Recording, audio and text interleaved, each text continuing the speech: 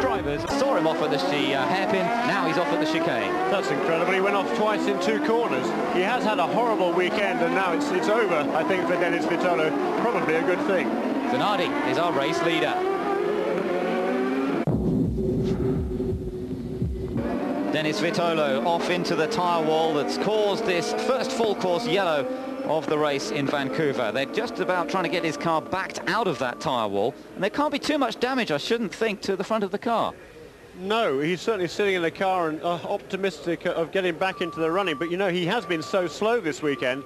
I wonder whether the car officials will actually let him get back into the fray. I think the steering wheel might have been off there. Yeah, there he is. He's climbing out of the car, and that's at the end of quite a miserable weekend for the very amiable Floridian driver.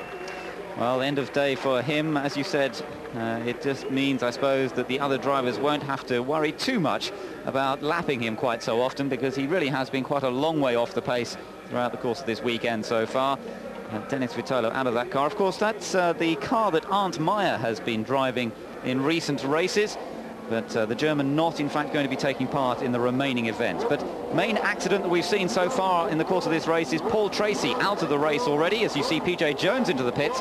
Very early pit stop for him. I wonder if they have some sort of problem with that car, or just taking advantage of the yellow flag. Just taking a look at the replay, this was the hairpin on the opening lap. Now I wonder if we can see anything with Tracy. He was going right down the outside there, made contact with Max Papis. Now, did that cause any problems? I think just on the right-hand side of the screen there we could see, I think that was Unser going down the outside there, and on the exit of the corner it looked like Tracy perhaps came together with Andre Ribeiro's car, the Tasman car, just as they were going out of the picture off the screen there, and I think perhaps that was the beginning of the incident. And string of luck in your racing career, like these last 3 events where you've been a first lap victim? I mean, I've had a string of bad luck, but really we've gotten past the first lap. It's extremely frustrating for me and for the team. I mean, you know, but that's the situation that we're in. I mean, we're starting towards the back of the grid, and it's tough back there with everybody moving around. And you know, we got beside Boisel and just kind of ran out of room, and he moved over, and you know, we hit, and I went up on 2 wheels, almost flipped over again like last week, and my helmet almost scraped the wall. I was up on my side, so yeah, it's frustrating. I mean, I thought we could have done well today, but you know, maybe next week. I'm sure that up until maybe 6 weeks ago, you still thought you had a great chance to win a championship. Well, I thought so too. I mean, it's been definitely frustrating. We've had a frustrating car. We've had a frustrating time on all the road courses this year, and you know, we're looking forward to getting next year's car, start testing right away, and you know, maybe we can build a championship-winning car next year. Thank you. Thanks. He seems fairly laid back about it, considering he nearly scraped his crash helmet along the wall, but that's the scene for Paul Tracy. It's been the scene for the last 3 races. Walter Salles into the pits. He's also taking advantage of this yellow flag, this very early yellow flag, to make a quick stop. It was a very quick stop indeed, in fact. And he comes back out. Remember, he had to start right from the back of the field, having not set a qualifying time. And he's really got to get his feel very quickly in this car in the race, rather, because he hasn't had those practice laps. Yeah, we talked about the wide fuel window in terms of making 2 pit stops during this race. If we certainly are expecting, let's say, several yellow full course cautions during this event. If there are enough, and if they are sufficiently spaced out, it's not inconceivable that these guys could now get past through the whole race on just 1 more pit stop. I think it's a bit of a long shot, but I think that's perhaps what those 2 are thinking coming into the back of the field. Certainly nothing to lose for either Walter Salles or PJ Jones at this stage. Just under half a lap to go until the green flag flies again. Alex Zanardi, therefore, controlling the pace as they come round on the remainder part of this lap. Starts to get some heat into the rear tyres. You can just see him flooring the throttle, putting 800 brake horsepower through those rear tyres, and now he's beginning to accelerate away a little bit more down into the last corner, and now accelerating out of that final bend and on to start finish once again, and immediately he opens up a gap over Bobby Rahal. Fantastic restart from Alex Zanardi, opens up over a second advantage, but Michel Jourdain has spun it down at the last corner. There may have been contact once again. Michel Jourdain, who's been impressing so many people here this weekend, he'll be celebrating his 21st birthday this week, but it doesn't look as though he's going to get a birthday present from this race, because that's dropped him right down to the back of the field at best, and at worst it could have put him out of the race. Shame for Michel Jourdain, Jr. As you say, doing a super job this weekend. He was well up among the top 10 in a couple of the sessions. This morning he actually ended up 7th, and again he didn't actually complete the full warm-up session because he had an engine problem. But he is back underway, he is at the back of the field, but he is on the lead lap still as well. So all is not yet lost for Michel Jourdain Jr.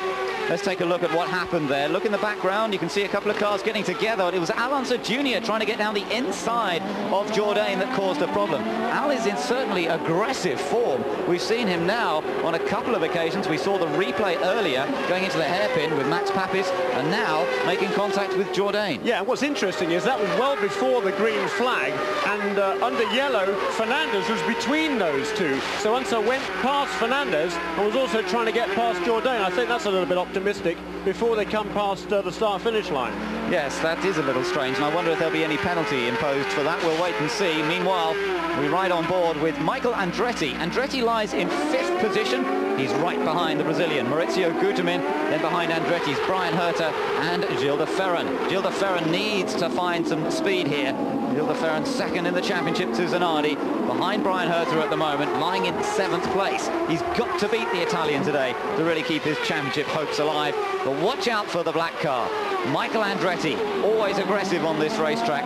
He's won here 3 times in the past. He'd love to match Alonso Jr.'s record of 4 victories, and then they would have taken all of the victories on this particular track between them, because next year it won't be the same track at all. They're moving it further round, and it's going to be a completely different layout. Still chasing. This is one of the fastest parts of the track, about 185 miles an hour, and then hard on the brakes and down into the hairpin. They're taking this one at just about 30 miles an hour, sometimes in first gear, sometimes second, and then back up through the gears once again as they head towards the chicane. And Andretti keeps the pressure on Maurizio Gutermin. Good dice, sir. That is the battle for 4th place. They're coming through under BC Place, underneath the stadium there, and Andretti all over the back end of Maurizio Gutermin. Different chassis, different engines, different tyres on these cars. Maurizio Gutermin, the Hollywood car with the Mercedes engine and a Reynard chassis and Firestone tyres. Michael Andretti, the Swift chassis, Ford Cosworth engine and Goodyear tyres. And Goodyear actually have a new tyre here this weekend as well, which they're hoping great things from.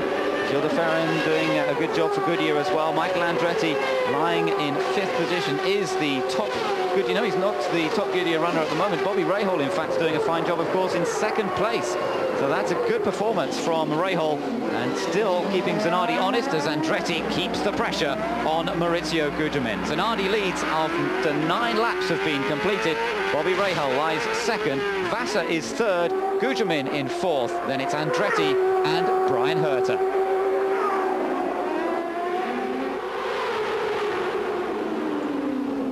Zanardi then maintaining his advantage at 1.5 seconds at the moment. Then we've got just under a second back to Jimmy Vassar. Top 3 places staying fairly even.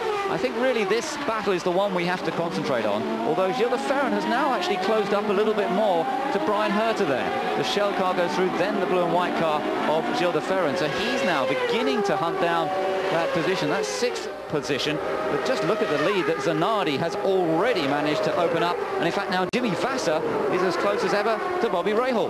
Yes, he is. And here we are looking at Bobby Rahal under pressure from Jimmy Vassar right behind the other car, coming out of the turn 3 hairpin, and Rahal gets the power down superbly well. He drives so well on this track. Every year except for one, he's qualified amongst the top 3, maintained that streak this year, qualifying 2nd, still running 2nd, and he's also finished 2nd on 3 occasions before. He'd love to go one better. Coming out of the tunnel there, the change of light, always tricky. Beautiful sunny day we have here. It's actually the best weather we've had over the course of this entire weekend so far. It's brought out the crowd as well. They reckon around 75,000 people here. It's a very, very enthusiastic Canadian